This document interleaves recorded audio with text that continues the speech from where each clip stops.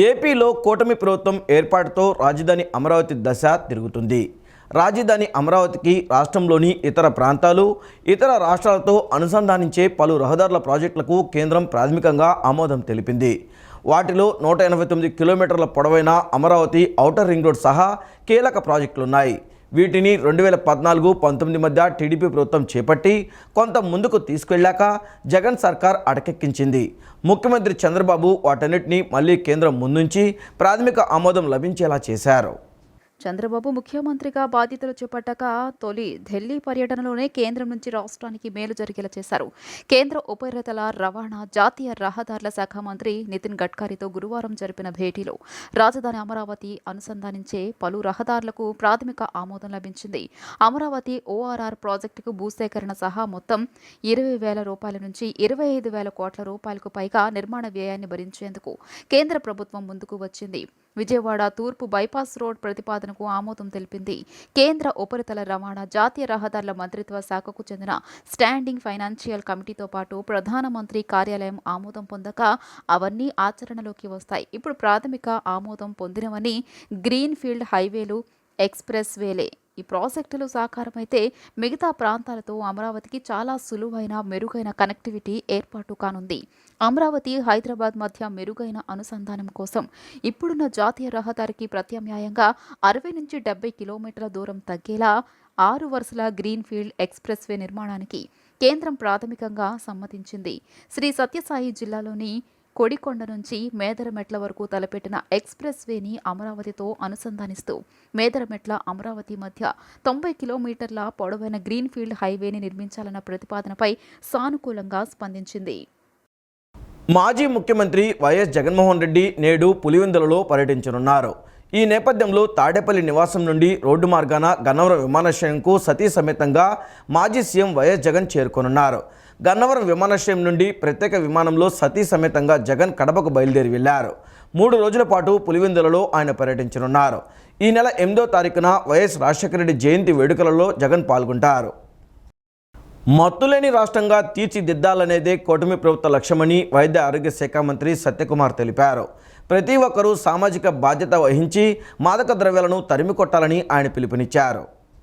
ISKCON ఆధ్వర్యంలో Jagannadh call against addiction వాక్నాథ్ కార్యక్రమం నిర్వహించారు. ఈ వాగ్దాన్ను జెండా ఊపి వైద్య ఆరోగ్య శాఖ మంత్రి సత్యకుమార్ ప్రారంభించారు. ఈ సందర్భంగా ఆయన మాట్లాడుతూ యువత, విద్యార్థులు డ్రగ్స్కు దూరంగా ఉండాలని పిలుపునిచ్చారు. జీవితాలు నాశనం అవడమే కాకుండా ఆరోగ్యం క్షీణిస్తుందని మరియు డ్రగ్స్ తీసుకునేవారు సంఘ విద్రోహ శక్తులుగా పరిగణించబడతారని చెప్పారు. యువత కోసం ఇలాంటి కార్యక్రమాలు చేపట్టినందుకు ఇస్కాన్ వారికి ప్రత్యేక అభినందనలు తెలియజేశారు. ఈ ర్యాలీలో తాను పాల్గొనడం సంతోషంగా ఉందని అన్నారు. డ్రగ్స్ పూర్తిగా నిర్మూలన చేసేందుకు యాంటీ నార్కోటిక్ టాస్క్ ఫోర్స్ను ప్రభుత్వం నియమించిందన్నారు. ప్రతి ఒక్కరూ సామాజిక బాధ్యతగా వహించి మాదక ద్రవ్యాలను తరిమికొట్టాలని ఆయన పిలుపునిచ్చారు. రాష్ట్ర ముఖ్యమంత్రి వర్యులు ఈ మహమ్మారిని ఎదుర్కోవడం కోసం ఒక కేబినెట్ సబ్ కమిటీని నియమించడం, ఆ కేబినెట్ సబ్ కమిటీ వీటి మీద కూలంకషంగా చర్చించడం, సంబంధిత అధికారులతో ఒక ప్రణాళికలు కూడా కట్టడి కోసం ప్రణాళికలు కూడా రూపొందించడం జరిగింది. అతి త్వరలోనే ఒక యాంటీ నార్కోటిక్స్ టాస్క్ ఫోర్స్ ఏర్పాటు చేయాలని, నిఘా వ్యవస్థను పెంచాలని, ఈ రూట్ కాజ్ ఏదైతే ఉందో దాని మీద పనిచేయాలని, ముఖ్యంగా ఏజెన్సీ ప్రాంతంలో గంజా సాగు జరుగుతున్న చోట అవగాహన కల్పించాలని, సాగు నుండి దూరంగా తీసుకొస్తూ ఒక ప్రత్యామ్నాయ పంటల వైపుగా వాళ్ళని తీసుకెళ్లాలని, నైపుణ్య శిక్షణనిచ్చి ఇతర ఆదాయ మార్గాలను కూడా ఏర్పాటు చేయాలని నిర్ణయం తీసుకోవడం జరిగింది. అదేవిధంగా ప్రజల్లో కూడా అవగాహన కల్పించి, ఎందుకంటే ఇది ప్రభుత్వం తన వంతు పని తను చేస్తుంది, ప్రజలు కూడా సామాజిక బాధ్యతతో ఎక్కడైనా ఇటువంటి వినియోగం మీద వాళ్ళకి వార్తలు వచ్చినా, సమాచారం అందినా ప్రభుత్వం ఏర్పాటు చేసిన టోల్ ఫ్రీ నెంబర్కి చెప్పాలని, తద్వారా ఈ కట్టడికి సహకరించాలని కూడా కోరడం జరుగుతోంది. షాప్కి వెళ్ళి ఏదో వెచ్చాలు తెచ్చుకున్నట్టు ఇవాళ డ్రగ్స్ అక్కడ అన్ని చోట్ల దొరుకుతున్నాయి.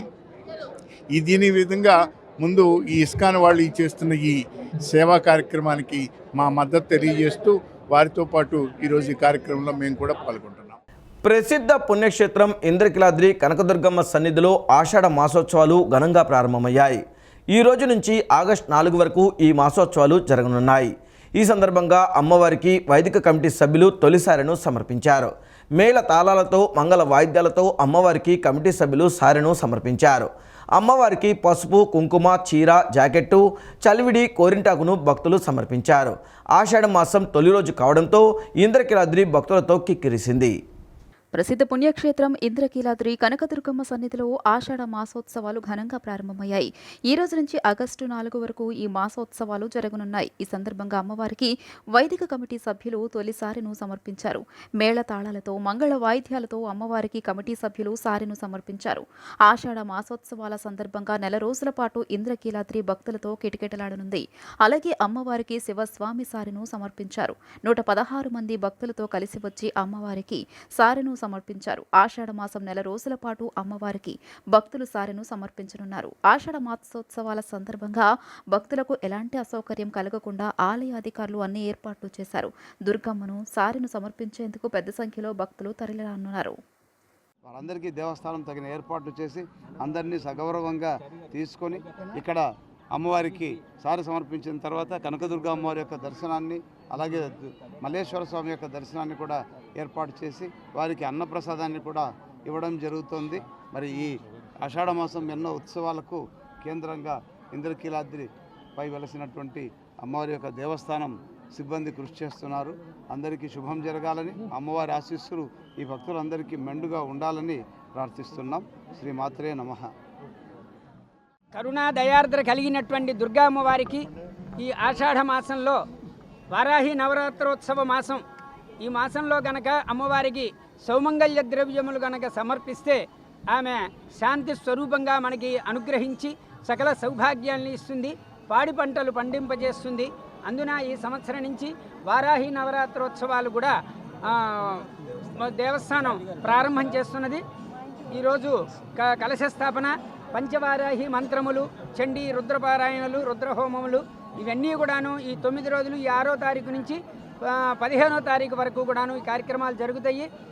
తర్వాత శాకంభరి ఉత్సవాలు ఇవన్నీ కూడాను అందులో యతీశ్వరులు అందరూ కూడాను ఈ మాసంలోనే చాతుర్మాస్య దీక్ష తీసి లోక కళ్యాణం చేస్తూ ఉంటారు. అటువంటి యొక్క విశేషమైనటువంటి ఈ మాసంలో అమ్మవారిని కనుక దర్శనం చేసుకుంటే అందరికీ కూడాను ఆయురారోగ్య ఐశ్వర్యాలు సకల సౌభాగ్యాలు సిద్ధిస్తాయి. 50 మంది భక్తులు అందరూ కూడా ఈ చక్కని అవకాశం వినియోగం చేసుకుని అమ్మవారి యొక్క కృపకు పాత్రులు కావాల్సిందిగా మనవి చేస్తూ అందరికీ కూడాను శుభ ఆహ్వానం. డిప్యూటీ సీఎం పవన్ కళ్యాణ్ వారాహి అమ్మవారి దీక్ష ముగిసింది. వేద పండితుల మంత్రోచ్చరణల నడుమ సూర్యారాధన కార్యక్రమాన్ని ఆయన నిర్వహించారు. ఈ క్రమంలోనే ఆయన చాతుర్మాస దీక్ష చేయనున్నారు. అధికార బాధ్యతలను కొనసాగిస్తూనే శుభతిథుల్లో మాత్రం దీక్షా వస్త్రాలను ధరిస్తారు. సమాజ క్షేమాన్ని, దేశ సౌభాగ్యాన్ని కాంక్షిస్తూ ఉప ముఖ్యమంత్రి పవన్ కళ్యాణ్ చేపట్టిన వారాహి దీక్ష అమ్మవారి ఆరాధన కలశోద్వాసన క్రతువుతో ముగిసింది. ప్రదోష కాలాన వేద పండితుల మంత్రోచ్చరణాల నడుమ దీక్షాబద్ధులైన పవన్ వారాహి మాతకు ప్రత్యేక పూజలు నిర్వహించారు. తర్వాత ఏకహారతి, ద్విహారతి, త్రిహారతి, చతుర్థ, పంచ, నక్షత్ర హారతులను అమ్మవారికి సమర్పించారు. అనంతరం కుంభహారతితో వారాహి ఏకాదశ దిన ఆరాధనతో ముగించారు. అంతకుముందు దీక్షలో భాగంగా సూర్యారాధన కార్యక్రమాన్ని పవన్ నిర్వహించారు. ఆదిత్య యంత్రం ఎదుట ఆసీనులై వేద పండితుల మంత్రోచ్చరణాల నడుమ ప్రత్యక్ష భగవానుడిని పవన్ కళ్యాణ్ ఆరాధించారు. వేద మంత్రోక్త సూర్య నమస్కార ప్రకరణం పూర్తి చేశారు. పవన్ కళ్యాణ్కు వెన్ను సంబంధిత ఇబ్బందితో సూర్య నమస్కారాలు చేయడం సాధ్యం కాకపోవడం వల్ల మంత్ర సహిత ఆరాధనను పండితులు నిర్వహించారు. పవన్ తర్వాత చతుర్మాస దీక్ష చేపట్టనున్నట్టు తెలుస్తోంది. గృహస్థచార రీతిలో ఈ దీక్షను తలపెట్టనున్నారు. అధికార కార్యకలాపాలను కొనసాగిస్తూనే శుభతిథుల్లో దీక్షా వస్త్రాలను ధరిస్తారు. దీక్ష సమయంలో పరిమిత సాత్వికాహారాన్ని స్వీకరిస్తారు. तेषां ग्रहाणाम् अत्यन्तानुकूल्य शुभफलावाप्तिरस्तु। वाराही देवता प्रसादेन अष्टलक्ष्मी देवता स्थिरनिवाससिद्धिरस्तु। अखण्डैश्वर्याभिवृद्धिरस्तु। वंशाभिवृद्धिरस्तु। चिन्तितमनोरथसिद्धिरस्तु। धर्मस्य जयोस्तु। अधर्मस्य नाशोस्तु। ఈ నెల 8వ తేదీన దివంగత సీఎం వైఎస్ రాజశేఖర రెడ్డి 75వ జయంతి కార్యక్రమాన్ని మంగళగిరి డీజీపీ ఆఫీస్ సమీపంలో ఉన్న సి కన్వెన్షన్ హాల్లో ఘనంగా నిర్వహిస్తున్నట్లు PCC working president Mastan Vali తెలిపారు. కాంగ్రెస్ పార్టీకి చెందిన అతిరథ మహారథులు ఈ కార్యక్రమానికి విచ్చేస్తారని చెప్పారు.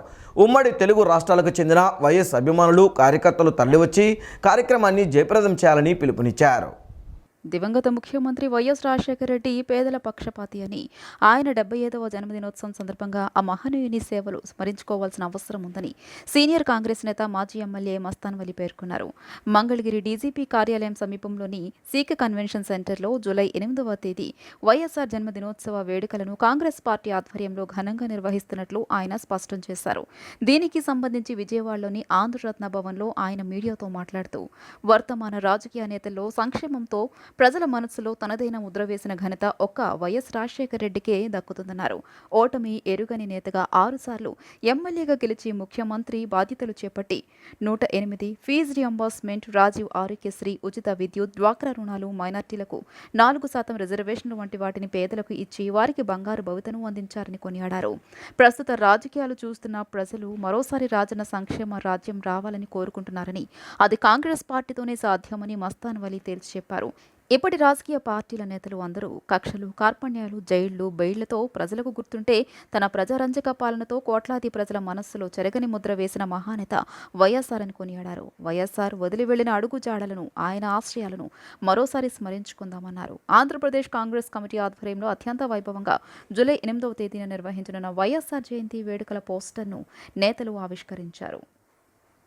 అధికారంలో ఉంటే వీళ్ళని జైల్లో వేసేటటువంటి పరిస్థితి, వీళ్ళు అధికారంలో ఉంటే ఆ పార్టీ వాళ్ళని జైల్లో వేసేటటువంటి పరిస్థితి, కక్షలు కార్పణ్యాలతో రాష్ట్రాన్ని అప్పులమయం చేస్తున్నటువంటి పరిస్థితి. కానీ శ్రీ వైఎస్ రాజశేఖర రెడ్డి గారు 2 దఫాల ముఖ్యమంత్రిగా ఉన్న, ప్రతిపక్ష నాయకుడిగా ఉన్న, ఎప్పుడు కూడా ఓటమి చెందని శాసనసభ్యుడు, పార్లమెంట్ సభ్యుడిగా ఉన్నప్పటికీ కూడా కత్తులు దూసుకునేటటువంటి గ్రామాల్లో కూడా ప్రేమను నింపినటువంటి నాయకుడు.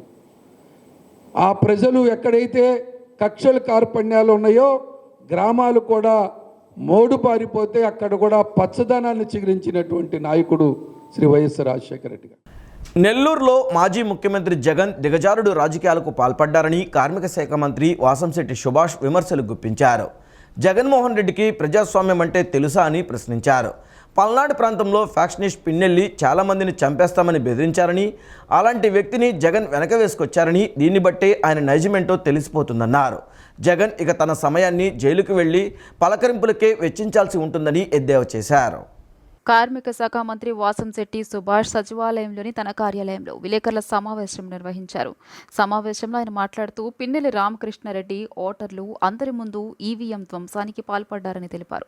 సీసీ కెమెరా ఫుటేజ్లో కూడా ఈవీఎం ధ్వంసం చేసినట్టు బయటపడిందన్నారు. అలాంటి నేరస్తుడైన వ్యక్తిని జగన్ ఎలా వెనకేసుకు వస్తారని ప్రశ్నించారు. పల్నాడు ప్రాంతంలో ఫ్యాక్షనిస్టు పిన్నెల్లి చాలా మందిని చంపాడని, అతన్ని జగన్ వెనకేసుకు వచ్చారని, దీనిని బట్టే ఆయన నైజమేంటో తెలిసిపోతుందన్నారు. సమయం ముగిసిపోయిన జగన్కు ములాఖత్ అవకాశం కల్పించారన్నారు. ఆర్థిక నేరస్తుడైన జగన్ జైల్లో ఉన్న ఓ ఫ్యాక్షనిస్టును కలిశారని, అందుకే 151 నుంచి 11 సీట్లకు దిగిపోయారని వ్యాఖ్యలు చేశారు. అధికారులు ఇంకా వైసీపీ వాసనలు పోలేదని, త్వరలోనే అన్ని చోట్ల ప్రక్షాళన జరుగుతుందన్నారు. జగన్ ఇక తమ సమయాన్ని జైళ్లకు వెళ్లి పలకరింపులకే వెచ్చించాల్సి ఉంటుందని ఎద్దేవా చేశారు. సజ్జల రెడ్డి, ధనంజయ రెడ్డి లాంటి వారి కోసమే జగన్ ఇక ఓదార్పు యాత్రలు చేయాలంటూ మంత్రి వాసంశెట్టి సుభాష్ వ్యాఖ్యలు చేశారు. జైలు ముందు జగన్మోహన్ రెడ్డి మాట్లాడిన మాటలు దిగజారిన రాజకీయానికి నిదర్శనం. గత 5 సంవత్సరాల్లో ఈ దిగజారుడు రాజకీయాల వల్ల, ఆర్థిక నేరస్తుల వల్ల జగన్మోహన్ రెడ్డి టీం ఆర్థిక నేరాలు చేయడం మనందరికీ తెలుసు. అలాగే ఫ్యాక్షనిస్ట్ రాజకీయాల వల్ల 151 సీట్ల నుంచి 11 సీట్లకు పరిమితం అయ్యారు. ముఖ్యంగా పాల్వాయి గేటు పోలింగ్ కేంద్రంలో ఈవీఎంని ధ్వంసం చేయడం పిన్నెల మనందరం చూసిన విషయమే. వందలాది మంది ఓటర్ల ముందు, అలాగే టీడీపీ పోలింగ్ ఏజెంట్ని గాయపరిచి, అలాగే ఈవీఎంని ధ్వంసం చేయడం మనందరం చూసాం. అలాంటి నేరస్తుడిని వెనకేసుకుని వస్తూ ఆయన్ని కలవటం మరి ఆయన ఆయన ప్రోత్సాహంతోనే పిన్నెలలా రెచ్చిపోయాడు, చాలామందిని హతమార్చాడు కూడా. ఈ ఆర్థిక నేరస్తుల్ని, ఫ్యాక్షనిస్ట్ రాజకీయ నాయకుల్ని అందరినీ పెంపొందించింది నేనే అని ఒక రకంగా ఆయన చెప్పుకోవడం జరిగింది. ఇలాంటి నాయకుల్ని అన్నీ గమనించే, అలాగే జగన్మోహన్ రెడ్డి నైజం గమనించే మరి 151 సీట్ల నుంచి 11 సీట్లకి పరిమితం అయ్యారు. రాబోయే 5 సంవత్సరాలు కూడా నా ఉద్దేశం అయితే ఈ రాజకీయ ఏదైతే ఆర్థిక నేరస్తులు ఉన్నారో, ఏదైతే ఫ్యాక్షనిస్ట్ రాజకీయ నాయకులు ఉన్నారో వాళ్ళని పలకరించడానికి జైలుకి వెళ్ళి వాళ్ళతో మమేకమయ్యడానికే సరిపోతుంది సమయం తప్ప. కృష్ణా డెల్టా ఆయకట్టకు సాగునీరు ఇవ్వడం ఆగస్టు వరకు సాధ్యం కాదని జలవనరుల శాఖ మంత్రి నిమ్మల రామానాయుడు అన్నారు. రైతులకు సాగునీరు అందించే విషయంలో ప్రణాళికతో ముందుకెళ్తామన్నారు.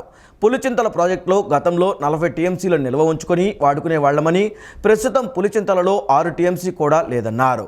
పట్టిసీమ ద్వారా కృష్ణా డెల్టాకు కొంచెం సాగునీరు ఇవ్వగలుగుతున్నామని చెప్పారు. 5 ఏళ్లుగా నిర్వహణ సరిగ్గా లేక పట్టిసీమ మోటార్లు పనిచేయడం లేదని, జగన్ పరిపాలన వల్ల జలవనరుల శాఖ బాగా నష్టపోయిందన్నారు. పెండింగ్ ప్రాజెక్టుల పనులు ప్రాధాన్యతా క్రమంలో పూర్తి చేస్తామన్నారు. జగన్ పాలనలో నీటి ప్రాజెక్టులు అన్ని ఇబ్బందుల్లో ఉన్నాయని జలవనరుల అభివృద్ధి శాఖ మంత్రి నిమ్మల రామానాయుడు అన్నారు. సచివాలయంలోని తన ఛాంబర్లో నిర్వహించిన మీడియా సమావేశంలో ఆయన మాట్లాడుతూ 5 ఏళ్ల జగన్ పాలనలో 20 ఏళ్లు జలవనరుల శాఖ వెనక్కు వెళ్లిందని చెప్పారు. వర్షాకాలానికి ముందే తీసుకోవాల్సిన జాగ్రత్తలు జగన్ ప్రభుత్వం తీసుకోలేదని అన్నారు.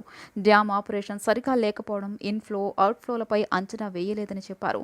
ప్రాజెక్టుల ఎమర్జెన్సీ అంశాలను పరిశీలించాలని అధికారులను ఆదేశించినట్లు తెలిపారు. ప్రాజెక్ట్ షట్టర్లు, గేట్లకు గతంలో గ్రీస్ కూడా వేయలేదని మండిపడ్డారు. ఈ 5 ఏళ్లలో ఎక్కడ సిల్ట్ తీయలేదని, ఫలితంగా 1000 ఎకరాల ఆయకట్టు మునిగిపోతుందని తెలిపారు. ఖరీఫ్ పంటకు ఎలాంటి అవాంతరాలు లేకుండా యాక్షన్ ప్లాన్ చేసి అగ్రికల్చర్ శాఖతో సమన్వయం చేసుకుంటామన్నారు. జగన్ పాపాలు ఇంకా వెంటాడుతున్నాయని, పట్టిసీమ నిర్వహణ లేక బోల్ట్లు ఊడిపోయే పరిస్థితి ఉందన్నారు. విభజన కన్నా జగన్ పాలన వల్ల మనకు ఎక్కువ నష్టం వాటిల్లిందన్నారు.